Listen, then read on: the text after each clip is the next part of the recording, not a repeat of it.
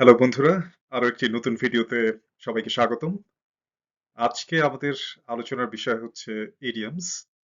আমরা জানি যে ইডিয়মস ইংরেজি ভাষার খুবই গুরুত্বপূর্ণ একটি অংশ বা উপাদান।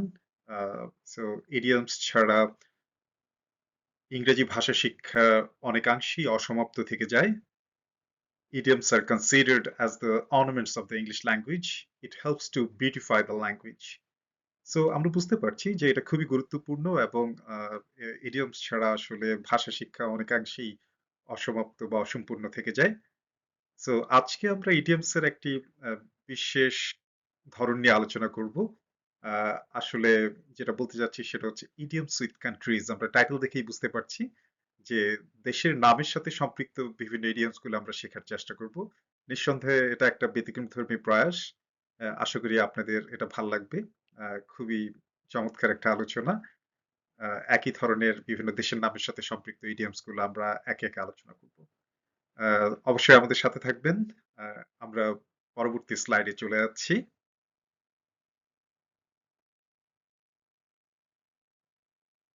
আমরা চলে এলাম পরবর্তী স্লাইডে।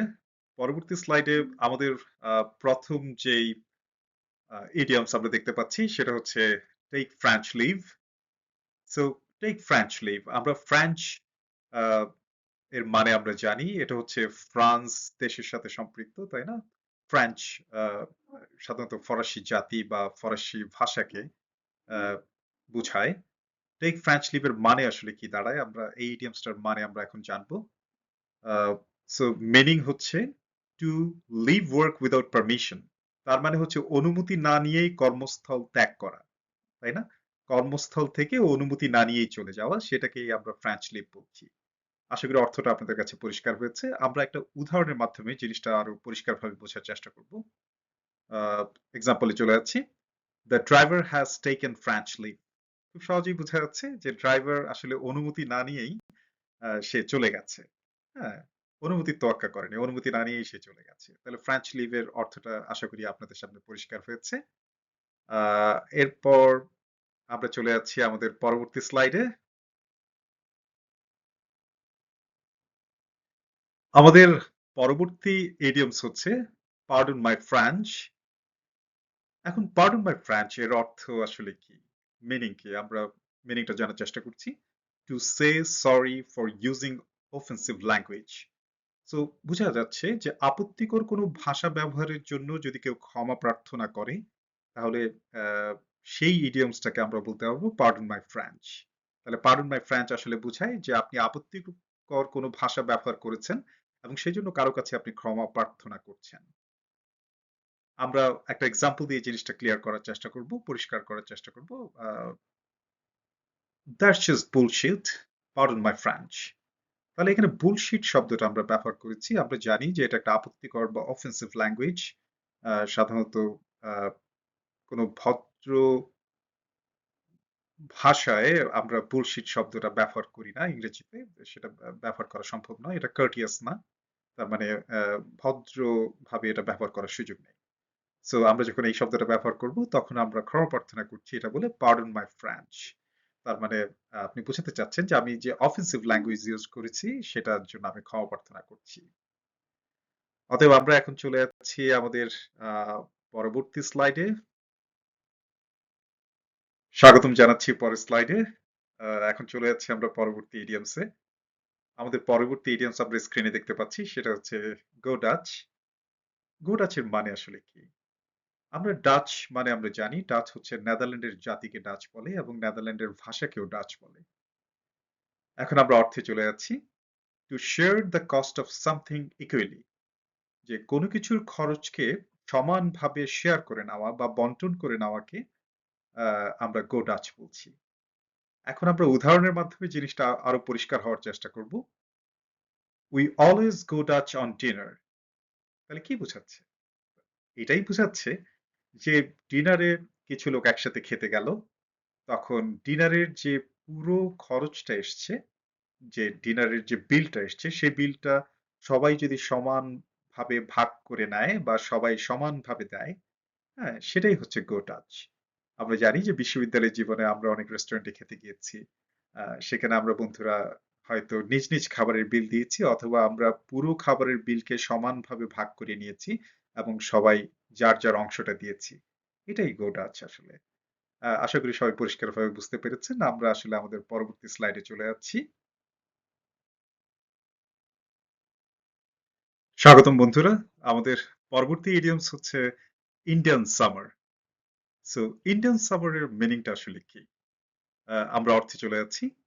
এ period of unusually warm weather in autumn.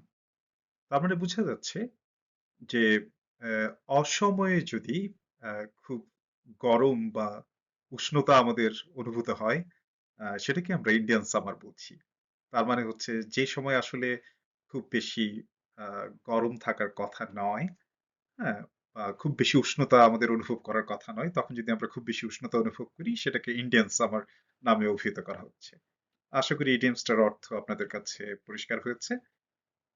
আ আমরা একটা এক্সাম্পলের মাধ্যমে এটাকে আরো পরিষ্কার করার চেষ্টা করব। We are currently enjoying an Indian summer. তাহলে অর্থটা কি দাঁড়ালো? We are currently enjoying an Indian summer. যে আমরা বর্তমানে একটা কি করছি? আহ একটা ইন্ডিয়ান সামার উপভোগ করছি। হ্যাঁ? তার মানে বোঝা যাচ্ছে যে এই সময় আমাদের এই গরম বা উষ্ণতা উপভোগ করার কথা নয়, কিন্তু আমরা অসময়ে এই উষ্ণতা অনুভব করছি। আশা করি অর্থটা আপনাদের কাছে পরিষ্কার করতে পেরেছি। আমরা চলে যাচ্ছি এর পরবর্তী স্লাইডে। সাথেই থাকুন। এখন আমরা চলে এসেছি আমাদের পরবর্তী স্লাইডে। আমাদের পরবর্তী ইডিয়মসটি হচ্ছে it's all Greek to me. Greek আমরা জানি, গ্রিস হচ্ছে দেশ। প্রাচীন গ্রিস বা বর্তমান গ্রিস যাই বলি না কেন, সভ্যতার সূতিকাগার। সো গ্রিক হচ্ছে একটি জাতি বা গ্রিক একটি ভাষা। So it's all Greek to me এর মানে আসলে কি দাঁড়ায়? I cannot understand it all. তার মানে আমি এটা মোটেও বুঝতে পারিনি। এটা পুরোপুরি আমার কাছে দুর্বোধ্য বা মোটেই আমার কাছে বোধগম্য নয়। তার মানে একদম বুঝতে না পারা। এটাই হচ্ছে এর অর্থ। আমরা একটা বাক্যের মাধ্যমে বা একটা এক্সাম্পলের মাধ্যমে বিষয়টা আরো পরিষ্কার করার চেষ্টা করব। He tried to explain the rules, but it's still all Greek to me. So এখানে যদি আমরা এই বাক্যের অর্থটা করতে চাই, তাহলে কি দাঁড়ায়? খুব সহজ। যে সে আমার কাছে নিয়মগুলো বা নিয়মাবলীগুলো আমার কাছে ব্যাখ্যা করেছে বা ব্যাখ্যা করতে চেষ্টা করেছে, কিন্তু এগুলো কিছুই আমি বুঝতে পারিনি।